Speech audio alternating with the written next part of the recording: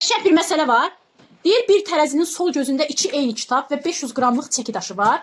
Sağ gözündə isə bir eyni kitab və 900 qramlıq çəki daşı var. Tərəzi tarazlıqdadırsa bir kitabın çəkisi neçə qramdır? Biz öyrəşmişik ki, bizə bir tərəfdə məhsul versin.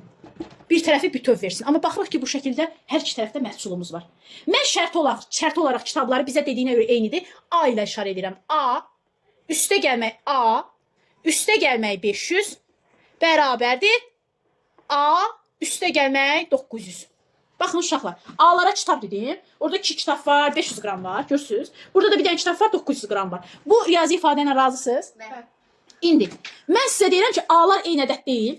Bərabərliyin sağ və sol tərəfindən eyni ədədi götürürəm. Bax, bunu da götürürəm A'nın birin. Bunu da götürürəm A'nın birin. Elə bil ki, 3 dənə eyni kitabdır. Kitabın birini götürürəm, buradan da birini götürürəm. Onsuz da eyni tərəfdən, hər iki tərəfdən eyni bir çəki götürmüşəmsə, yenə tarazlıq qazanmayacam. Bəli.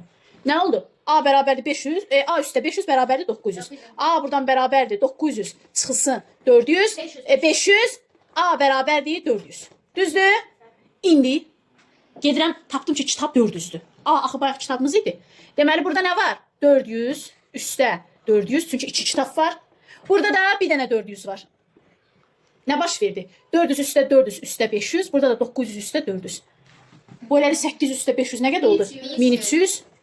900 üstə 400, bu da 1300. Tərəzi oldu tarazlıqda. Demək ki, mənim kitabım neçə qram imiş? Biri 400 qram imiş. Qəşəng maraqlı məsələ idi. Tam monitoring məsələsi idi.